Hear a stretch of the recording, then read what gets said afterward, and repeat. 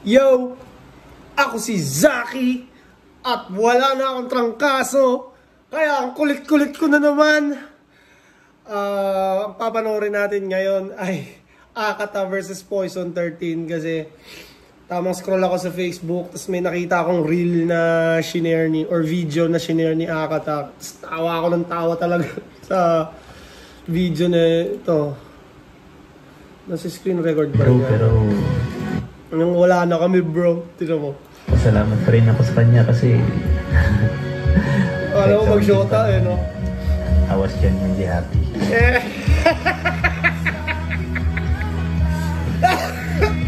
Ang ina mo! Ang ina mo!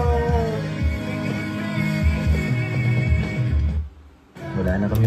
Kaya naisipan ko yung review Poison 13 versus Akata. Dahil sa video na yun, tawa ako ng tawa, putang ina yun. Kala mo mag-shota. So, simulan na natin. Ano to? Ahon 13. Pandemic pa na ito, kaya nasa resort kami lahat sa Batangas. Naalala ko dati nung mga panahon na to, bawal pa sabihin kung nasan kami. Kasi nga, di ba? Pwede kaming ma-raid ng authority dahil sa mga ganyan. So, game! Pinag-usapan na nila, pinili na lang mauna si Akata. Pumayag naman si Poison 13. Pahinga na. Teka lang. Bago natin tuloy, gusto kong sabihin na napaka-aliwalas ng mukha ko dahil hindi na ako nagbibisyo agad. 8 days pa lang, tangay nakita ko na yung difference. Tangay na. Oh! Yung may side. Oh. Tangay na. Oh, pag ganyan ko ba? Ha! 2025 is looking good! Natin unang banat out well. Akata, let's go! Akata live on screen! That means good morning! This is a wonderful day! So there's another squatting na kailangang halongkatin ng stressful na brain.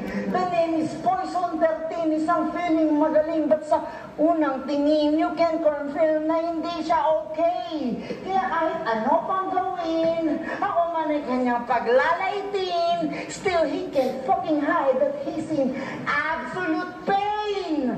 Alam kong, nirequest mo ko kay Enigma, kaya agad ko nang nakita ang iyong makulit na intention. Easy chicken skin, ikaw ay squatting na naghahangad ng libreng therapy session.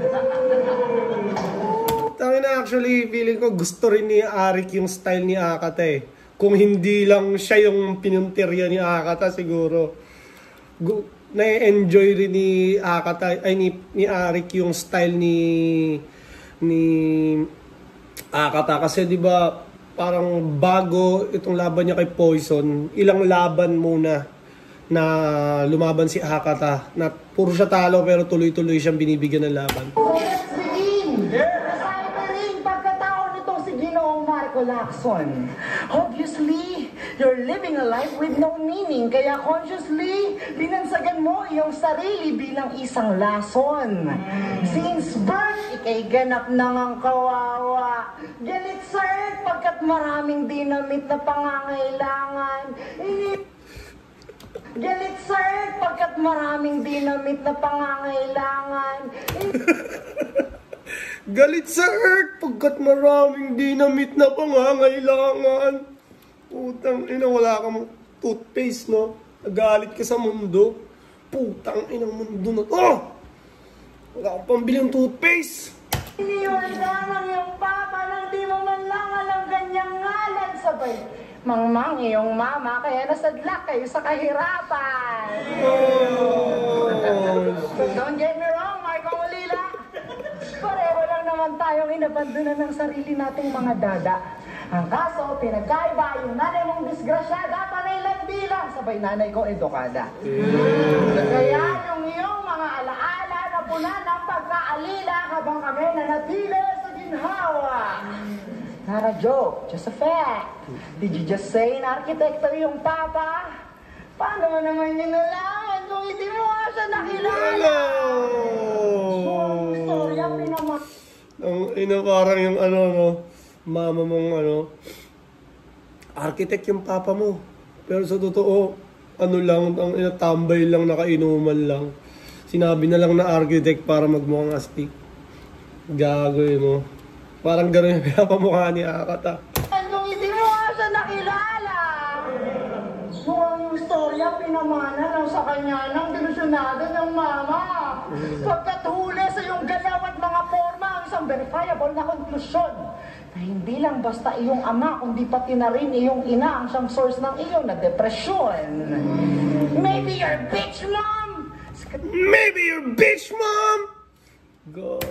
Escape from Maribeles Asylum, sabay siya'y nagpaantot sa mga naglalasing na tambay. At yun ang naging naratibo kung paano kanya nabuo bilang nakakadiri niyang panganay. So stop blaming only the cop kung saan ka lumabas. So stop blaming only the cock kung saan ka lumabas. And begin getting mad din dun sa vagina ng kusang bumukas. So kapag di ka naman mag-exist if your mom is in her right mind before her pussy get crushed. If your mom was in her right mind before her pussy got crushed. Nanas maging tao, katumbas, lamang ay trash.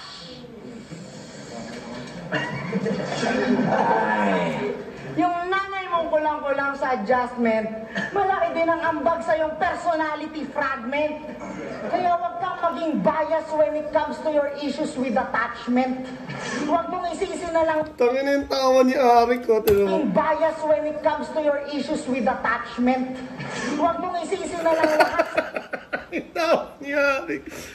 Ang inang yan. biased when it comes to your issues with attachment. Huwag mong isisi na lang lahat sa Ganyan pa yung tawanan nila dati, no? Tumingin ka sa aking mga mata. Ito yung tingin ni Ari kay Akata. Tignan mo, parang proud friend. kung sino yung absent. Huwag mong isisi na lang lahat sa kung sino yung absent. Title na yung kanta. Huwag mong isisi lahat Thesis kung to sino. Papa. Puta! Kailangan mo grammar enhancement. Binitis mo ba yung papa? Pareho lang naman kayong palpak, men. You left your family behind kapalit ng kirengking na may 2 supling without thinking na after all of this shit, ikay iiwanan niya lang din. Karma's a bitch and you deserve it. Sa sobra mong stupid, you can't distinguish kung ano ang libog sa pag-ibig. At sa sobra mong toxic, Anong yan? Oh! distinguish kung ano ang libog sa pag-ibig. Sa sobra mong stupid, hindi mo ma-distinguish kung ano ang libog sa pag-ibig. At sa sobra mong toxic, you're entitled na iwanang paulit-ulit hanggang masiraan ka ng pag-iisip. So therefore, I conclude that after this feud, this poison will turn into gloom at walang darating na savior. You'll be in a dab-the-loop kung saan pagsisisihan mo yung mga nabuong behavior. And you never stop blaming the past while staring at your broken family picture. Now you all of your broken family picture. Broken family picture! Hulong tao. Now you all know why ba't naging Moco Jean at mimicry kanyang style. That's identity crisis, mga bay, pagkat wala nga siyang matinong father figure. You don't want to be like your dad. Kaso ikay tumandaring may decision-making na sablay. Kaya hindi na ako magtataka kung bukas maalawa, magawa mo nang magpakamatay. I will fully understand your reason to commit suicide. At hindi kita babansagang hangal. Mas okay na nga siguro yan kesa iyong matunghayan epekto ng iyong kapalpakan sa mga tao mong mahal. O ano? Time na? Ayaw mo na? Sakit na?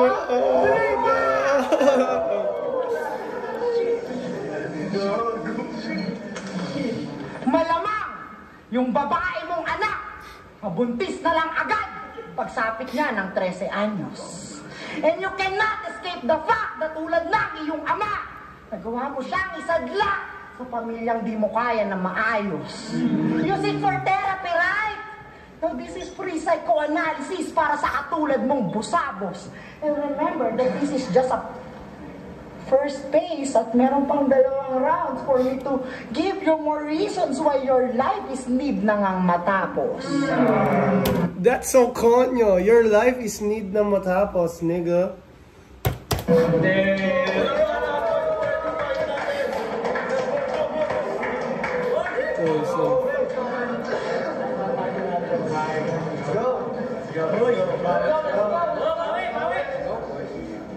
Good evening. Is this flipped up for real? Am I fucking dreaming? Am I here for a battle? Then who's this stupid-looking human being? Seriously, Arik? Who's this bobo na sa hapon nag-good morning?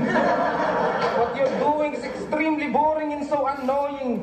Huwag mong sabihin di mo alam, pagkakaiba ng umaga, hapon, gabi at tanghali. Offbeat ka na nga mag-rap, offbeat ka pa rin sa pagbati.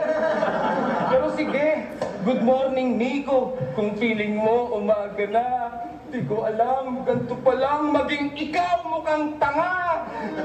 Pag sinabing Poison, Yung approach ni Poison 13 dito parang minimimic niya si Akata. Parang nagbabaliw-baliwan din siya sa base sa mga movements niya. gaya-gaya, putumaya ba? O yung dating minaliit nung lumaki, buhaya na! Para sa kaalaman ng lahat, yung round 2 ko kay Lanceta, hindi talaga para sa kanya yun. Kaya Lance, sorry sa'yo. Para talaga yon sa putang inang mata pobre na to! Hindi na nga namin kayo pinatulan. Kami na tong nagpaparaya. Pero pagtapos yung kawawain, kami pa tong nagpapaawa. Marahil, Nico, maaring di mo alam kung ano ang mga posibleng mangyari dito dahil yung sinabihan mong sardinas lang ang ulam, lamang na sa'yo ng maraming ligo. Kasi kung Sardinas? Ligo? usapan natin yung TF mo, meron akong naisip na wordplay. Okay lang na walang views yung video, basta malinaw na 4K. Okay lang na walang views yung video, basta malinaw na 4K. 4K resolution na ata yung tinutukoy ni Poison. Ito, video, di ba? Yan kababati ko yun ni Arik at yun ang masakit. Kahit magpalit pangalan pa ulit, mababang halaga pa rin nakapalit. Minaliit niya, kaming mga taga Maribeles. Pero kita nyo naman, pag sinabing ka po, di pa rin maire-respeto. Kasi sabi niya kay Mastafid, yung gumawa ng music videos nyo, yung utak pang grade school, yung brain. Oo, sinabi ni Akata yun. Brain. Eh kung palitan ko kaya yung pangalan mo ng name, akala ko ba wala nang banong sa gapo? Eh ba't masyadong corny tol? Sobrang puta nitong Nico dat pangalan mo, Nicole. Si Lance, papalitan ko ng Lency, lalo na't ganitong naiinis ako. Yung Patrick, gawin nating Patricia. Huwag na lang pala, may namimiss ako. At sa girlfriend niya tayo, yung Patricia.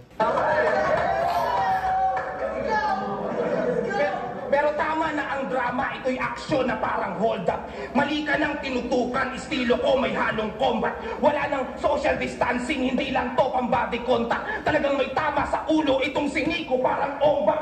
Itigil mo na. Itong sini, talagang may tama sa ulo itong sini ko. Parang Ang ombak. paglalahad ng kung ano-ano, sulitin mo na lamang lahat ng to kung ako sa'yo. Suicidal ka na daw, kaya last battle mo na to, huling botilya na lang tapos lason pa nakuha mo.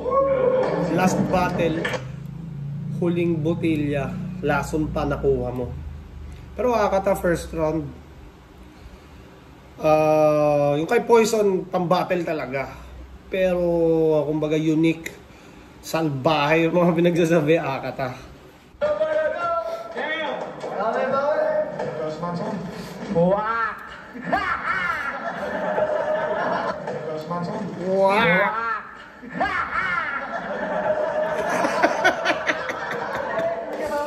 Ang dami mong form, no? Isang botilya na lang, lason pa nakuha mo. Tapos biglang bungad ng kalaban mo. Wak! Utang, ano ba sa excuses. Cut! Doon tayo sa...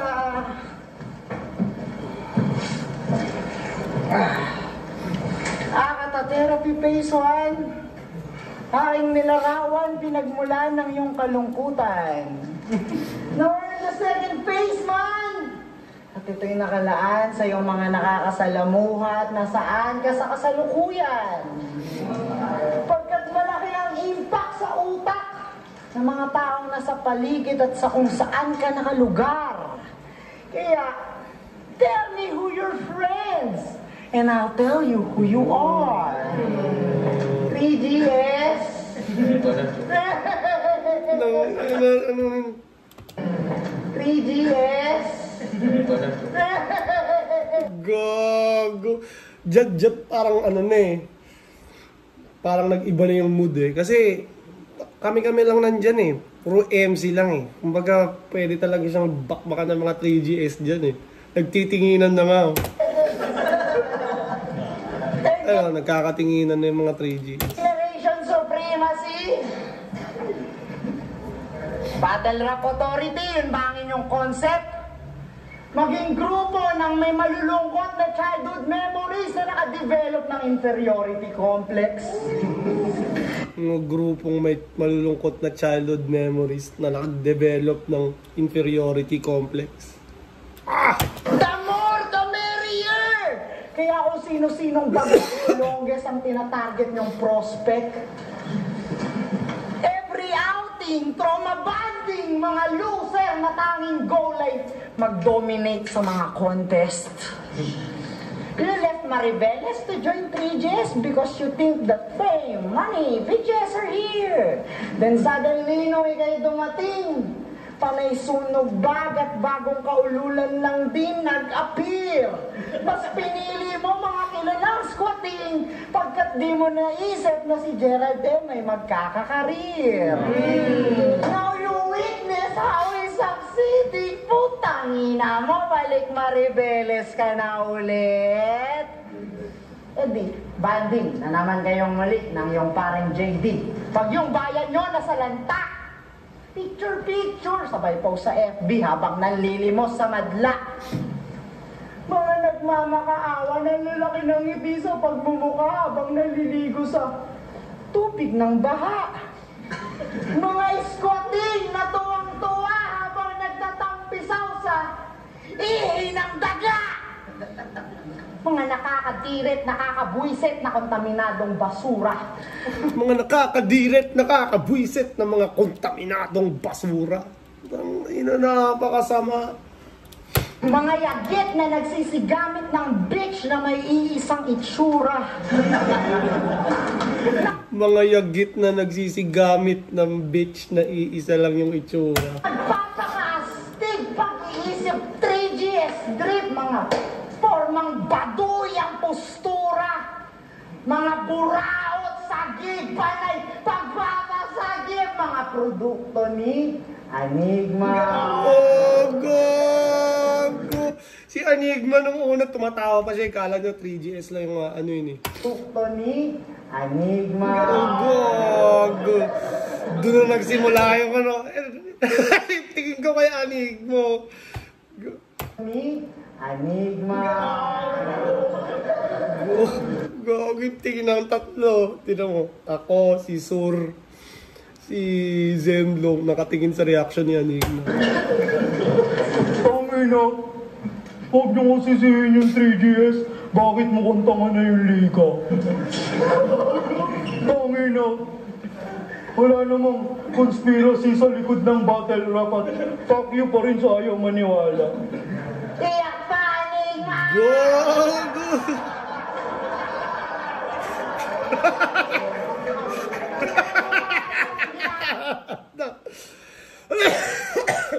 First time ito sa feeling ko lahat nagre-react dahil first time may gumawa nito kay Arik eh. Siyempre, na respetado si Arik. Walang gumagawa kay Arik noon. Tapos, Enigma!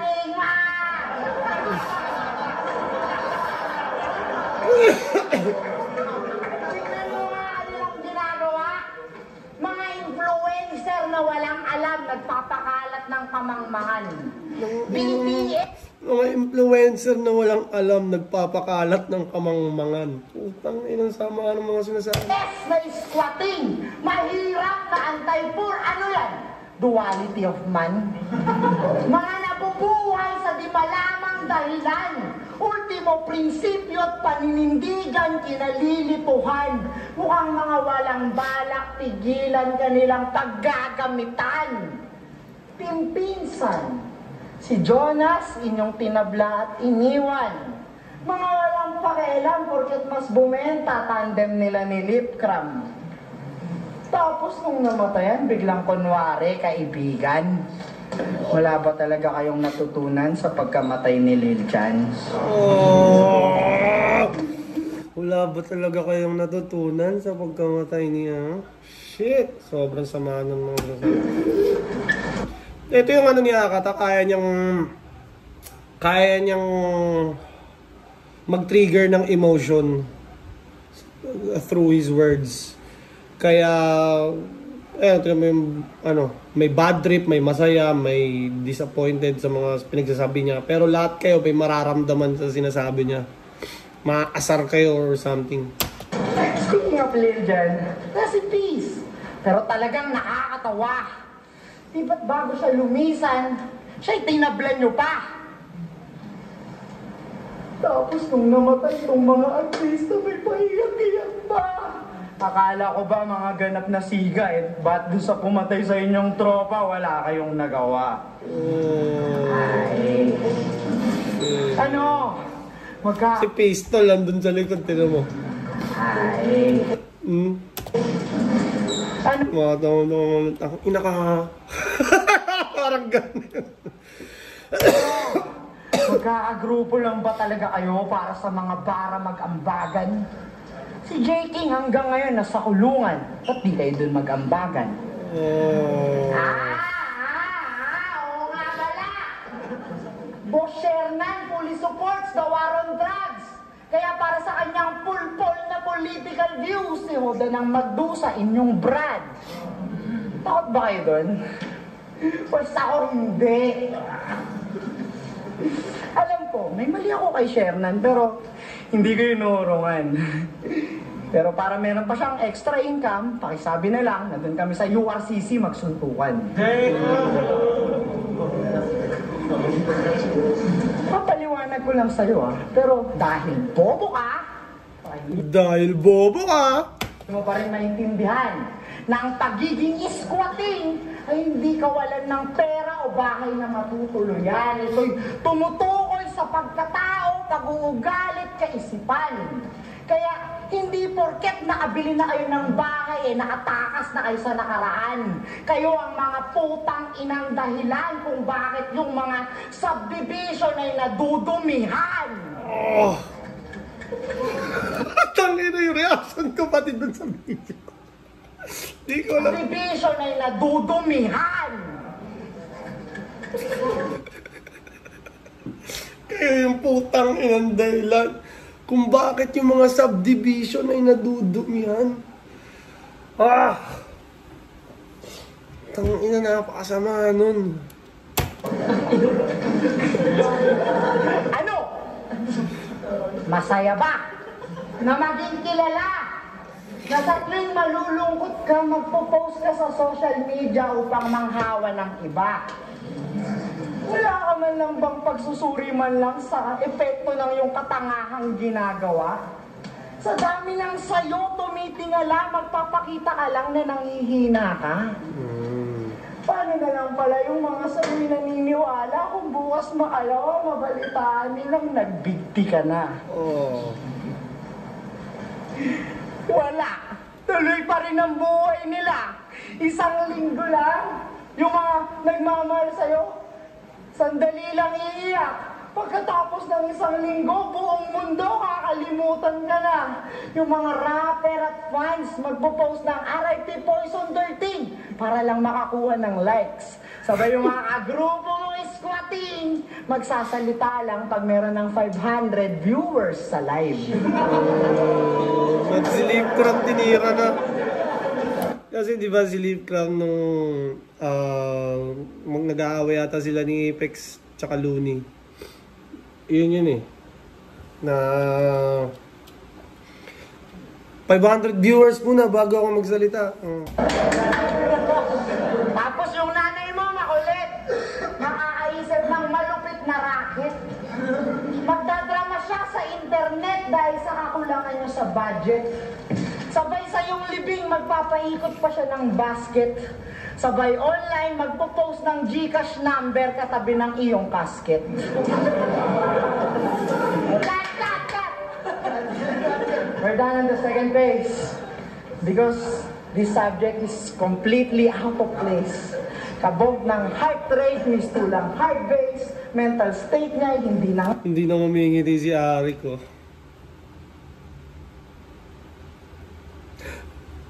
Passage, but my devil says to drive him more insane. Because this is what Arik thinks. Push poison to kill himself. To end his pain. Alam mo ba kapag nagpakamatay ka, yung suicide issue, Enigma's revenue kasi million views yung mga flip-top videos.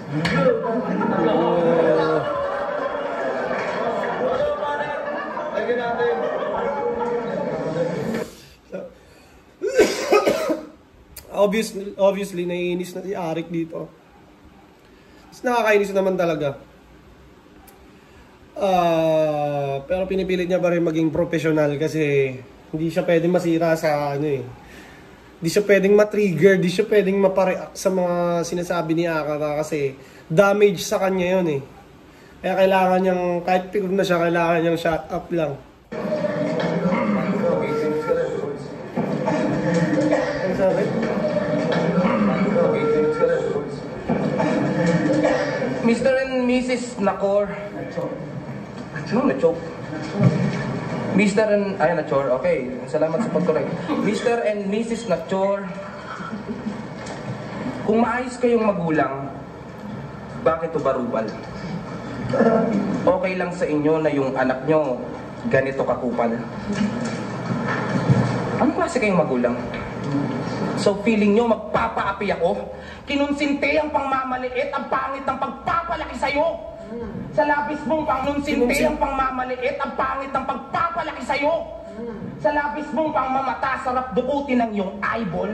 Ilang beses nang nirambol itong Nico, di pa rin to naging icon. Iba to sa 3D. Ilang beses nang nirambol itong Nico, di pa rin to naging icon. Nico, icon. Yes, ito yung latest mga idol. Mas maraming magnanais dun sa 13 parang iPhone. Kasi ang iyong pagiging bobo parang logo ng Apple lang sapagkat makikitang nabawasan ng konti, wala namang kumakagat. Kaya palit ng karakter para magbago yung laro. Mas okay nga namang tawagin kang baliw kaysa mabansagang bano. Para maging angat ka rin, pinagsabay mo ang maging tangat praning at ang pag-asa'y dumating yan sa dating walang dating. Well, congrats sa iyong karir at sa sariling mundo mo. Dahil pagbaliw ka na, mga pantasya mo'y magiging totoo. Biglang nag-iba. Pagbaliw ka na, mga pantasya mo'y magiging totoo. Solid yun, boys.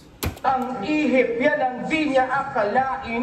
Napapaikot niya yung fan ang dali niya lang daragin. Aba Nico, yan lang yung sayo. Amihan ang sa akin at ganap ka ng... Aba Nico, yan lang yung sayo. Amihan ang sa akin at ganap ka ng baliw ngayong nahipan ka ng hangin. Presidente ng Central Luzon, aboy ang daming nauto. laro niya. Kalaban niya, sardinas lang, tanging ayudang nakukuha. Kung leader ka sa lakaran, ba't di ikaw yung nangunguna? Kung ikaw yung namumuno, pues ako yung namumunga. Kung ikaw yung namumuno, pues ako yung namumunga. Mga ninuno mo'y nakadiskubre ng apoy. Nakinig mga utoy, sila'y natutong magluto para lang magpatuloy. Selebrasyon sa pagkain, naging maagang abuloy. Unang taong namatay para yung lason matukoy.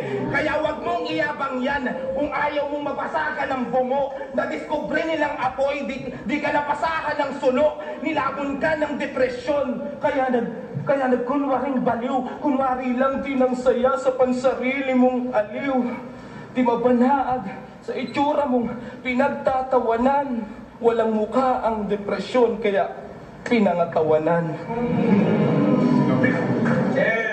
Yung kay Poison talaga, pang ano lang, pang battle na material.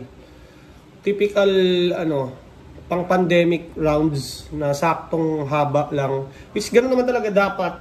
Pero kay Akata kasi parang sirain na yung buhay mo, sisirain na lahat ni Akata eh. Kumbaga, kung sabihin natin mas technical si Poison, pero sino mas may damage yung mga sinasabi? Si Akata. Nakakalungkot naman yung buhay mo! Joke lang, wala akong pakialam sa totoong buhay mo. Good morning, Blendtop! So we're here at the end of Akata Battle Rap Craze. And I just have to do this only for the sake of my beloved fan base. I don't even care anymore if this league is into its last days. Ako mismo, ayoko nang magstay because for me, this is a whack place. The practice... For me, this is a whack place. Utang inang yan. is very unhealthy para sa aking mental space. I'm into inner peace already at ayoko na sanang mag-produce pa ng hate. But every time I see these stupid MCs, hindi ako ma-relate. Umuwi na lang ako na aking energy drain and for me to recover, I need to rest ng isang linggong straight. Kaya wala na akong pake kung after nito ako inyo na ipa-deport. Lift up, kadiri kayo, and there's so much evidence to support. Pero kahit ganon, let's give credits to Arik na siyang todo nag-effort. At kayong mga hampas lupang MCs, just make sure na masulit nyo na lang itong Enigma's Last Resort. I feel disgusted. Last resort. Yung mga MC nagpipigil mag-react eh, oh. Every time I'm watching this game, you are the reason why being a Filipino is nothing but a shame. Kayong mga maledukadong nanatiling battle rap slave doing everything for fame while a Chinese man is getting paid. Nati-trigger na rin si Ari ko. Reality check! 17 na ang iyong tinalo dahil sa sipag mong magtrabaho. Magpuyat, gumawa ng mga verso at magdamag na mag-ensayo. Kaso, ano nga ba talagang napala mo? Bakit parang walang pag-asenso sa kabila ng pagbabago? Mukhang nakatulong lang iyong mga panalo upang papagtakpan mo ang iyong lungkot na pilit mong tinatago. Pero malamang, after neto siya ay happy na naman pagkat may 20,000 na kitaan na mauubos lang sa loob ng isang buwan. Yung buhay, talagang ganyan kapag yung money language di mo maintindihan. 20,000 mauubos lang sa isang buwan. Putang ina. Maubos talaga sa isang buwan. Yung 20,000 lang yun eh. Late-late ng 20,000, di ba? Pero, ewan ko. Kahit anong kita mo ng pera sa kahirapan, hindi ka na makakaalis dyan. Ganyan talaga kapag ang tao walang focus tapos hindi pa nakapagtapos. Ultimo, simpleng pag-perceive sa assets and liabilities. Inaasa pa sa Diyos. Kaya malamang, edad 40 ka na, bumabatel ka pa rin. Tatanda ka sa eksena pagkat ito lang ang kaya mong gawin. You already surrendered your life to Enigma's machine. Ikaw ay property owned. And your owner is exploiting your suffering. Gogo, your owner is exploiting your suffering. Putang ina, mga sinasabi ni Akataw, tapos nasa harapan ni nasa harapan ni Arik. Poverty porn!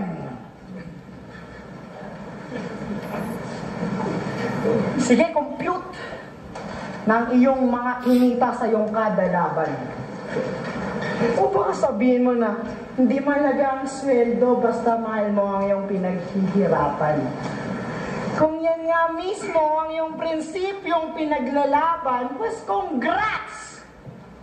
Isa kang ganap na positibo sa katangahan.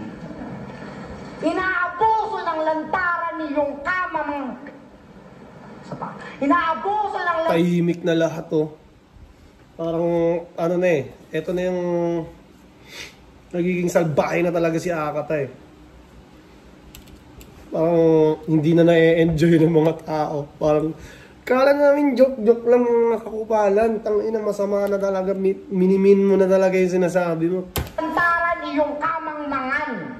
Aabutan ng ilang libo para sa trabaho isang buwan. Araw-araw mong kaisipan, buhay ng iba ang siyang laman. Iniisip mo ng isang buwan, di ba tila isang buwan mo na rin yung pinagsasalsalan?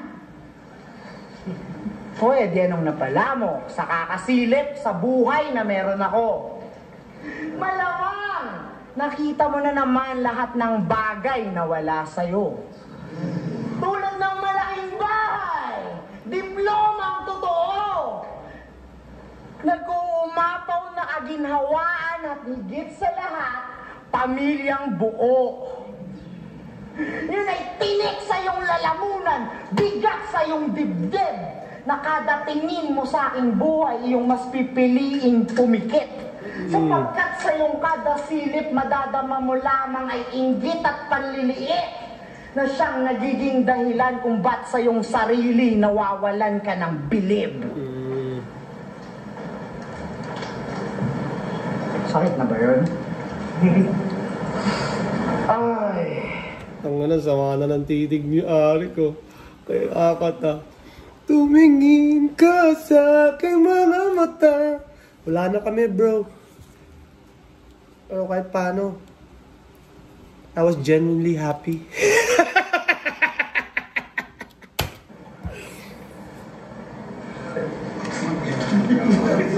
Overtime na daw eh. Ayaw na ni Arik marinig. May masakit pa naman sana akong sasabihin, kaso... Go. Sige, go daw.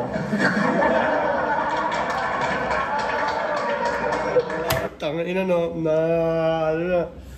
Si Arik parang gusto nang umakyat sa stage. Putang ina mo ha! Chinginigining, ching. Ano mo? Gusto si Arik nasaktan.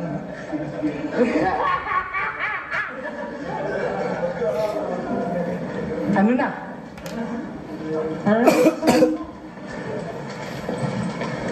Hay nako. Okay na yun! Pinagtok, I'm done! Paalam sa lahat.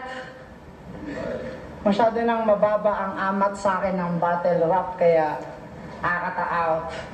So wakas, sa utak ko wala ng hassle. Siguro babalik na lang ako ulit kapag si Enigma na yung kabattle.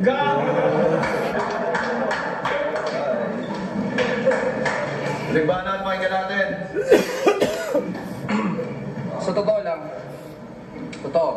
na-depress talaga ako. Lahat ng pasakit at pagkabigo, palagi kong dinadama. At halos ilang taon ko na din tong dinadala, laging sablay. Di ko maabot ekspektasyon ng pamilya ko. Paano ko sasabihin laban lang o kalaban ko pati ako? Nagpipigil damdamin kong walang nais maibulgar. Halos naglaho ang lahat, maging mga naipundar. Ang daming bashers. Ang daming may ayaw sa paligid. Lumiliit yung mundo ko dahil ang dami yung makitid. Walang mga bilib kahit nakailang baitang nako. Ba't ang daming animal at hayop na pakitang tao? Parang kinakantot ng malas. Tang ina, kaumay to. Iniwan pa ako ng pinaka-importanting tao sa buhay ko. Gusto ko na sanang tapusin to at ang lahat ay itapon. Kaso parang wala nang magandang bukas sa sobrang pangit ng kahapon. Pero maraming salamat, Bayaw Pistol. Nagawa kong huminahon. Kung di mo ako sinagip sa pagkalunod. Yan yung mga mga makikita mo sa TikTok. Tininin tan tan. Tininin tan tan. Kaso parang wala nang bukas sa sobrang pangit ng kahapon. Pero maraming salamat, Bayaw Pistol. Nagawa kong huminahon. Kung di mo ako sinagip sa pagkalunod, malamang wala ako sa ahon. Real talk, utang ina mo. 3GS nakaharap mo o ano? Di ba malaking karma to sa'yo? Sa paghiling na mamatay anak ni Shernan, ang namatay yung lola mo. Paiyak-iyak ka pa, tang ina ka. Pagluluksa ba ginagawa niyan? Kung deep inside masaya siya dahil siya ay pinamanahan. Tapos ano? Kinalimutan ng lahat maging mga kabarkada. Akala niya tuloy-tuloy na kanyang pag-arangkada. Itsakwera ng lahat maging si mama at papa. At na-recall niya lang nung siya ay naubusan ng mana. Nagnegosyo, nalugi. Si mama at papa at na-recall niya lang nung siya ay naubusan ng mana. Alam ko si ML yun, recall. Di ba yung recall parang babalik sa base? Pag wala ka ng mana, re-recall ka na. Nagnegosyo, nalugi. Nagsugal at natalo. Ng babae, nahuli. Mautal-utal pa si gago. Pinalitan ka pagkatapos, hiwalayan at mapahiya. Binalikan ka pagkatapos, gantihan at mangaliwa. Kaya wala ka ng tiwala sa lahat, ngunit paano ka gaganti? Tanging dubi na lang ang iyong nanatiling kakampi. Hindi ako tutol sa marijuana. Hindi ako kumukontra. Pero anong silbi ng pagiging sabog kung mag-isa ka lang bumobomba?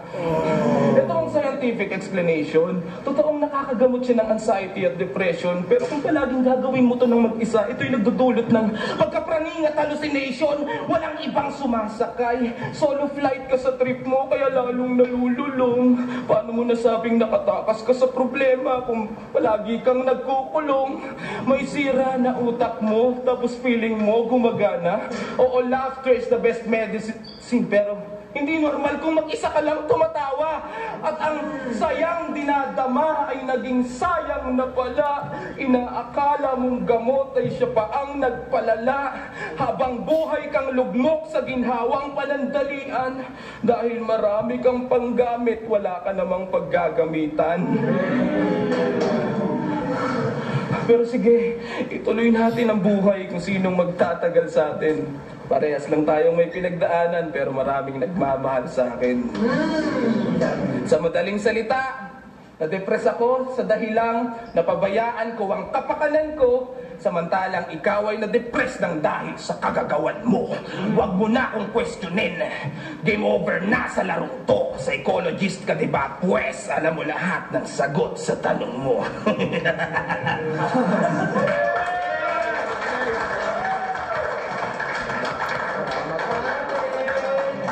Boys on 13 versus Akata. Pag-ace one best para sa laban na yun, kahit gano'ng kahaba yung bata na yun. Ang boto ng Urado, 5-0. Magigay para kay Poison 13. Shoutout pa rin Akata. Yes! Shoutout Nick McQuincy. Love you. Bye. Kung nag-iba yung vibe ng kwarto dahil kay Akata naging Kumbaga panalo si Poison, pero ang pinag-uusapan dyan si Akata talaga sa ginawa niyang yun. Pero kung ako may-ari ng liga, hindi ko i-upload yun. Hindi ko i-upload. Pero hindi naman ako kaya in-upload. So, tumingin ka sa aking mga mata. Tapos na ako mag-reaction video. Shoutout sa Floodway Hustlers, Baby Jack Apparel, Crown Manila, Ano ba? Moro Beats. Yon. Request kayo ng mga battle. I'm out.